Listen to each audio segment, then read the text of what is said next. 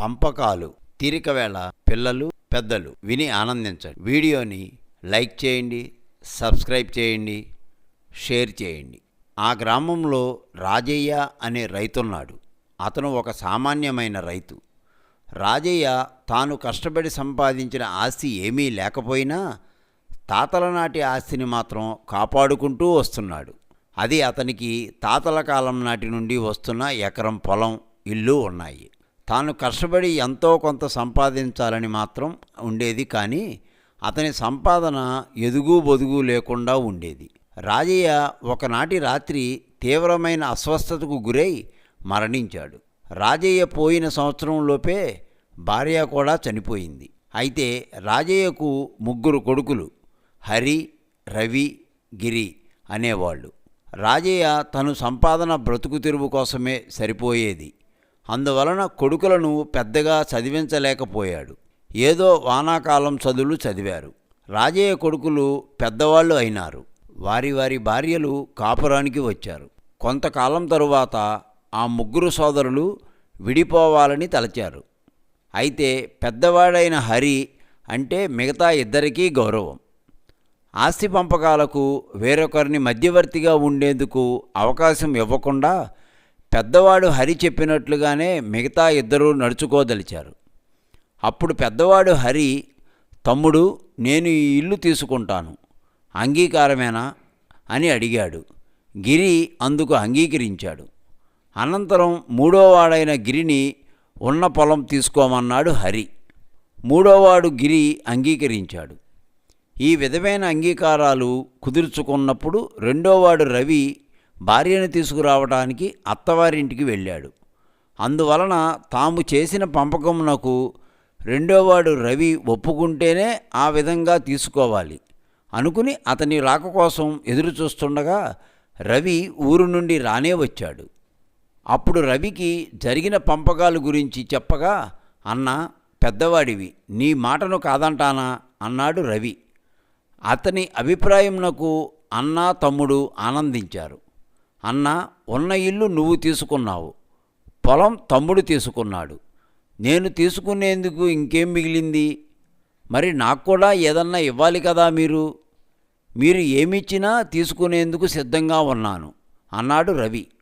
ఆ ఇద్దరు రవికి ఏమివ్వాలని ఆలోచిస్తుండగా హరి దృష్టి గోడ మీద కమ్మికి వేలాడుతున్న తాడు చుట్ట కనిపించింది. వెంటనే దాన్ని అందుకొని హరికి ఇచ్చాడు. ఈ తాడు చుట్ట తీసుకుంటావా అని అడిగాడు హరి. రవి, అన్న, హరి ఇచ్చిందే మహాప్రసాదంగా భావించి అతను ఇచ్చిన తాడు చుట్టను తీసుకున్నాడు. ఆ రోజు నుండి ఎవరి వాటాను వాళ్ళు అనుభవిస్తూ ఎవరి నూకలు వాళ్ళు ఉడికించుకోవాలనుకున్నారు.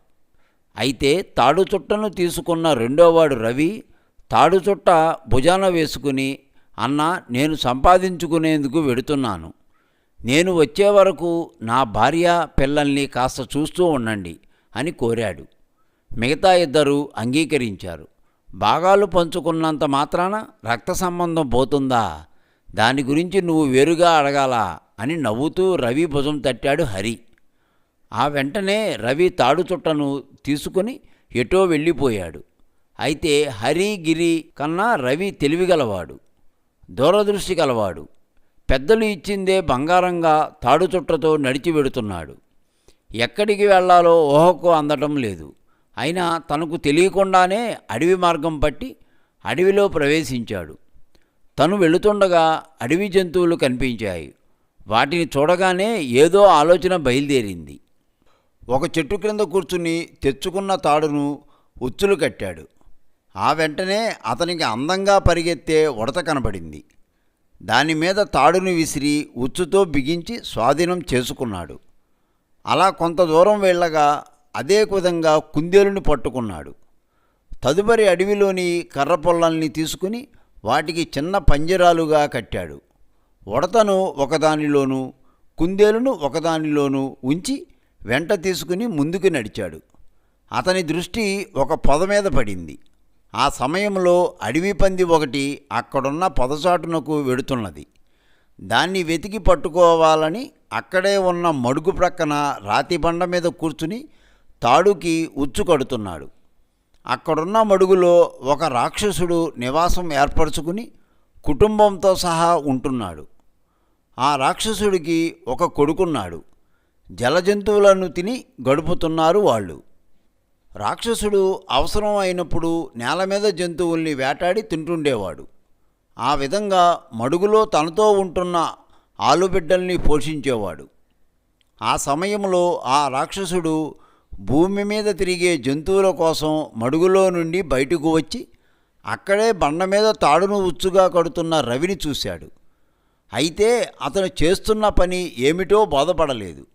ఆ వ్యక్తి రవి తనను చూడకుండా మడుగు అడుగున ఉన్న తన నివాసం చేరి ఈ విషయం కొడుకుతో చెప్పి వాడిని గురించి తెలుసుకుని రమ్మని పంపాడు. కొడుకు వెంటనే నీటి నుండి బయటికి వచ్చాడు. రవిని వింతగా చూస్తూ అతని ఎదురుగా నిలబడ్డాడు. ఆ రాక్షసుడిని చూసి రవి చూడనట్లు అభినయిస్తూ తన పనిలో తను నిమగ్నుడై ఉన్నాడు. ఏయ్ మానవా, ఏం చేస్తున్నావు ఇక్కడ అని అడిగాడు. కనిపించడం లేదా? తాడుకు ఉచ్చు కడుతున్నాను అన్నాడు రవి. ఆ రాక్షస కుమారుడికి అర్థం కాక ఆలోచిస్తున్నాడు. రాక్షసులకి ఆలోచనా శక్తి తక్కువని రవికి అంత క్రితమే తెలుసును. ధైర్యం లేకపోతే ఏ రాక్షసుడైనా మానవుణ్ణి అవలేలగా చంపి తినేస్తాడని తెలుసును. అందువలన ధైర్యం వహించి చెప్పాడు ఆ జవాబు. ఎందుకు తయారు చేస్తున్నావు ఉచ్చును అని అడిగాడు రాక్షస కుమారుడు. మడుగును ఉచ్చుతో బంధించి మా ఊరు తీసుకుపోవాలి.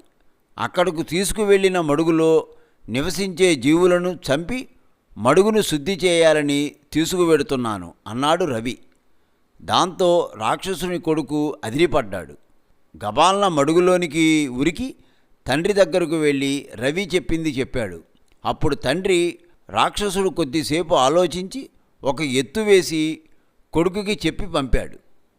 కొడుకు రవి దగ్గరకు వెళ్ళి మనిద్దరం పందెం వేసుకుందాం అని అన్నాడు. అదేమిటో చెప్పు అన్నాడు రవి. అక్కడున్న చెట్టును చూపిస్తూ మనిద్దరిలో ఎవరు ముందు ఆ చెట్టు ఎక్కితే వాళ్ళు గెలిచినట్లు ఏమంటావు అని అడగమన్నాడు. అప్పుడు రవి తెలివిగా ఈ విధంగా అన్నాడు. చూడు, నీతో పందెం కాసి ఓడించడానికి నేనే రానక్కర్లేదు. నా చిన్న కొడుకు చాలు. నువ్వు సిద్ధమేనా అని అడిగాడు. రాక్షసుని కొడుకు అంగీకరించడంతో కర్రపుల్లల బోనులో నుండి ఉడతను వదిలాడు. ఆ ఉడత రాక్షస కుమారుడిని పట్టించుకోకుండా చిటుకులో చెట్టు మీదకు పరిగెత్తింది. అప్పుడు రాక్షస కుమారుడు ఓటమికి అంగీకరించి అక్కడి నుండి వెళ్ళి తండ్రిని కలుసుకుని తను ఓడిపోయినట్లు చెప్పాడు. అప్పుడు రాక్షసుడు ఆశ్చర్యపడ్డాడు. ఆ వెంటనే మరో ఎత్తు వేశాడు. పరుగు పందెం వెయ్యి. వాడు ఎలాగూ నీతో పరిగెత్తలేడని అప్పుడు వాడిని మడుగులోకి తోసేయి. మనం అంతా హాయిగా తినేద్దాం అని మళ్ళీ రవి వద్దకు పంపాడు కొడుకును. రాక్షసుని కొడుకు వచ్చి పరుగు పందెం గురించి చెప్పాడు. అందుకు రవి నవ్వుకున్నాడు. అందుకు నేను వెళ్ళాలన్నా పరుగు తీయడంలో దిట్టైన నా చిట్టి కొడుకుని పంపుతాను. అంగీకారమేనా అని అడిగాడు. రాక్షసుని కొడుకు అంగీకరించడంతో మరో కర్రపుల్లల బోనులో ఉన్న కుందేలుని వదిలాడు. ఆ కుందేలు రాక్షసుడి కొడుకు కంటే ముందుగానే పరిగెత్తి ఎటో వెళ్ళిపోయింది. అది చూసి మళ్ళీ ఓటమిని అంగీకరించి తిరిగి మళ్ళీ తండ్రి ఉన్న మడుగులోనికి వెళ్ళి తండ్రిని కలుసుకున్నాడు. విషయం వివరించాడు. వీడు తెలివిగలవాడు, బలశాలి, అన్నిటా తన కొడుకుని ఓడించుతున్నాడు. వాడిని బ్రతకనిస్తే మడుగుని బంధించి తీసుకుపోగలడు అనుకున్నాడు. రెప్పపాటు కాలం యోచించి నీతో ద్వంద్వ యుద్ధం చేసి గెలవమను అని కొడుకుకి చెప్పి మళ్ళీ పంపాడు రాక్షసుడు. రాక్షసుని కొడుకు వెళ్ళి రవిని మల్ల యుద్ధానికి రమ్మన్నాడు. రవి నవ్వుకున్నాడు. నీతో మల్ల యుద్ధానికి నా తమ్ముడు చాలు, పంపనా అడిగాడు. ఎవడు వాడు, ఎక్కడున్నాడు అని అడిగాడు రాక్షసుని కొడుకు. నువ్వు రా యుద్ధానికి అన్నాడు రాక్షసుని కొడుకు. నాకు క్షణం తీరిక లేదు. నా తమ్ముడు పొదచాటున పడుకుని నిద్రపోతున్నాడు. వాడితో చెయ్యి మల్లయుద్ధం అన్నాడు రవి. రాక్షసుడి కొడుకు అమాంతం అటు పరిగెత్తి అడవి పందితో కలియపడ్డాడు. ఆ అడవి పందితో బాగా దెబ్బలు తిని ప్రాణాల్ని రక్షించుకుని బయటపడ్డాడు. తన ఓటమికి అంగీకరించి మడుగులోకి వెళ్ళి తండ్రికి చెప్పాడు. రాక్షసుడు విసుక్కున్నాడు. వాడెవడో గటికుడులాగా ఉన్నాడు. ఇక్కడ నుండి వెళ్ళిపోవడానికి ఎంత ఇవ్వమంటాడో అడిగిరా. ఆ డబ్బు ఇచ్చి వాడిని పంపేయకపోతే మడుగునే చుట్టుకుని వెంట తీసుకుపోతాడు అనగా రాక్షసుని కొడుకు వెళ్ళి, నువ్వు ఇక్కడి నుండి వెళ్ళిపోవడానికి ఎంత ధనం కావాలని అడిగాడు. అప్పుడు రవి తనతో చిన్న చేతి సంచిని తీసి దానికి నిండుగా రత్నాలు ఇస్తే వెడతానన్నాడు. తెస్తానని చెప్పి తండ్రి దగ్గరకు వెళ్ళి చెప్పగా వాడి పీడ వదుల్చుకోవడం, చిన్న కుండ నిండా రత్నాలు పోసి పట్టుకు వెళ్ళి ఇవ్వమన్నాడు. వాడు వచ్చేలోపుగా గొయ్యి తీశాడు. దానిమీద సంచి పెట్టాడు. ఆ సంచికి అడుగున బెజ్జం పెట్టాడు. ఆ సంచి గోతి మీద పెట్టాడు. రాక్షస కొడుకు మడుగులో రత్నాలు తెచ్చి పోస్తుంటే అవి గోతిలోకి జారుతున్నాయి. అది తెలుసుకోలేని రాక్షస కొడుకు మరో 2 ముంతలు రత్నాలు పోశాడు. అప్పటికీ గొయ్యి నిండటంతోనే చాలు అని చెప్పి తను వెళ్ళిపోతానన్నాడు. ఆ సంగతి తండ్రి రాక్షసునికి చెప్పేందుకు వెళ్ళాడు రాక్షసుని కొడుకు. వాడు ఇచ్చిన రత్నాలతో తమ గ్రామం చేరాడు. ఉండేందుకు పెద్ద ఇల్లు కట్టించుకున్నాడు. పొలం కొనుక్కున్నాడు. పాడికి అవసరమైన బర్రెలను కొనుక్కున్నాడు. హాయిగా గడపసాగాడు. అతని పరిస్థితి అన్న హరికి, తమ్ముడు గిరికి అనుమానం కలిగింది. రవి పంచుకుంది తాడు చుట్ట మాత్రం. బయట ప్రపంచంకి సంపాదన కోసం వెళ్ళి వారం రోజులు మాత్రం అయ్యింది. తాడు చుట్టను తిరిగి తీసుకువచ్చాడు. అంత సంపాదన ఏ విధంగా సంపాదించాడు అని ఆలోచించసాగారు. అప్పుడు గిరి ఇలా అన్నాడు, మనం అనుమానంతో తలలు పగలగొట్టుకోవడం దేనికి? చిన్నన్నను అడిగితే పోలా అని అన్నాడు. అప్పుడు హరి, గిరీలు రవి ఇంటికి వెళ్ళారు. అన్నయ్య, తమ్ముడు వచ్చారన్న ఆనందంతో వారికి సకల మర్యాదలు చేశాడు రవి. ఆ ముగ్గురు వారి కుటుంబ యోగక్షేమాలని గురించి మాట్లాడుకుంటూ మధ్యలో ఆ ప్రస్తావన తెచ్చారు. అవును, నువ్వు అంతగా సంపాదించేవే, అది ఏ విధంగా సంపాదించావు అని అడిగాడు హరి. దైవం అనుగ్రహించింది. నాకున్న తెలివిని ఉపయోగించాను. ఇంతవాడిని అయినాను అని అన్నాడు. అప్పుడు పంపకంలో తాడు చుట్టను తీసుకున్న అనంతరం ఈ గ్రామంలో షావుకారు అయినావు. మాకు కూడా నువ్వు సంపాదించిన మార్గం చెప్పు. తోడబుట్టిన వాళ్ళం కదా, మాకు ఆ ఉపాయం చెప్తే మేము బాగుపడేందుకు చూస్తాం అని అన్నాడు గిరి.